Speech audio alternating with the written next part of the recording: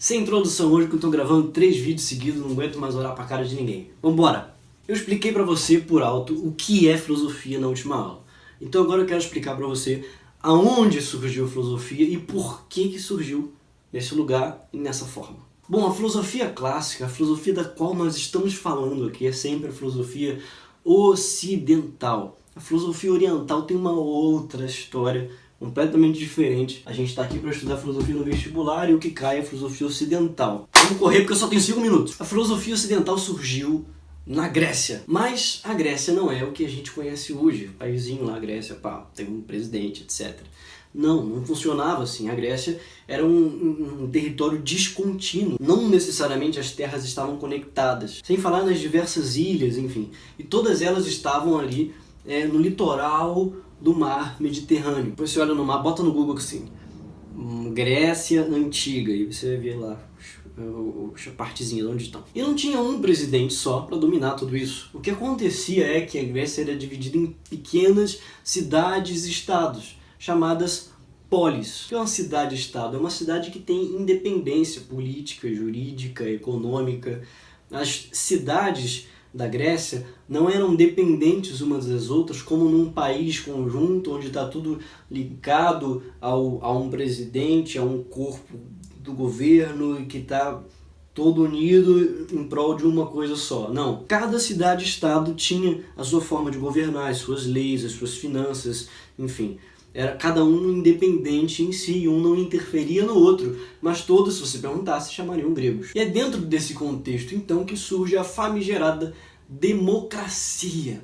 Que raios que é isso? Não tem nada a ver com o que você conhece hoje. Esquece isso. A democracia vem da palavra demos.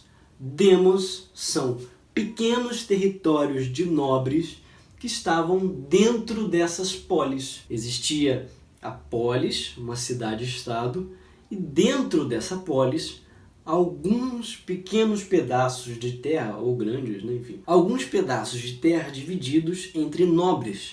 Então um nobre tinha o território A, o outro tinha o território B, o outro tinha o território C, e esses territórios dentro das polis eles eram chamados demos. Acontece que, apesar de que a polis já tinha sua independência, cada demos tinha a sua independência.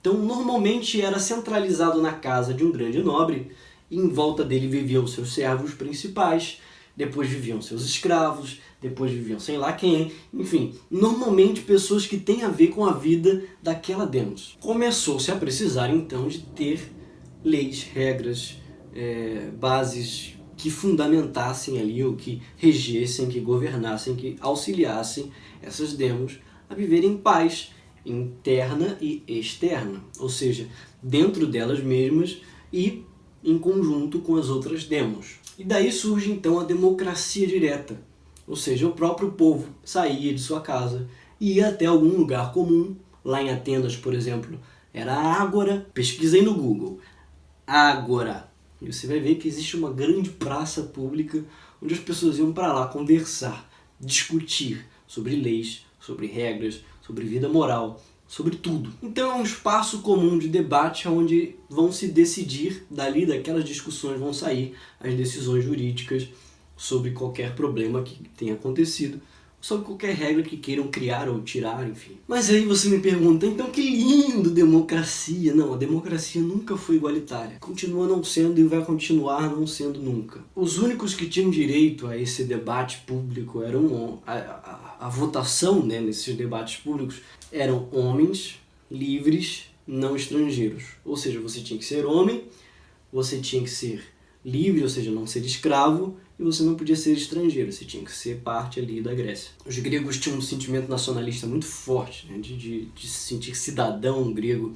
Isso vai refletir num problema seríssimo lá na filosofia helenística que a gente vai estudar. Então, no fundo, as ágoras, os espaços de debate público da democracia direta eram espaços para nobres ociosos que tinham escravos para trabalharem para si, ou tinham servos, ou não precisavam trabalhar, e por isso podiam gastar tempo conversando, debatendo o dia inteiro. E esse é o exercício da cidadania no mundo grego.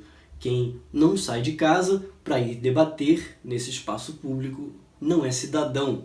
Ele é considerado idiota. É daí que vem a palavra idiota. É uma pessoa isolada, não é o mesmo termo que a gente usa hoje. Bom, e além de tudo isso, muitas navegações chegavam de diversos locais, com diversas mercadorias, de diversas culturas completamente diferentes. Tiveram esses choques de cultura, de conversa, de diálogo, de questionamento, de entendimento daquilo que eles ainda não viram, porque são culturas que eles estão só ouvindo falar através de relatos, eles ainda não viram como funciona em outros países, então eles têm que fazer um exercício de imaginação, de tentar entender como pode funcionar uma cultura diferente da nossa, como pode funcionar um país diferente, como pode ser um animal diferente desses que a gente conhece aqui. Ele tem que fazer um esforço muito grande de imaginação para poder conversar e conseguir manter um diálogo com essas pessoas de outras culturas. Então, se você unir esse espaço público de debate, a ociosidade, ou seja, a possibilidade de estar ali debatendo, com esse choque de culturas e esse esforço do imaginário, se você mistura tudo isso, aqui é o cenário perfeito para a filosofia. É o cenário perfeito para você olhar para as coisas e perguntar: o que é isso? O que está acontecendo? Agora vamos para a próxima aula, onde eu vou falar sobre mais um elemento importantíssimo para que a gente feche esse conjunto do que é o surgimento da filosofia. Um abraço, até daqui a pouco.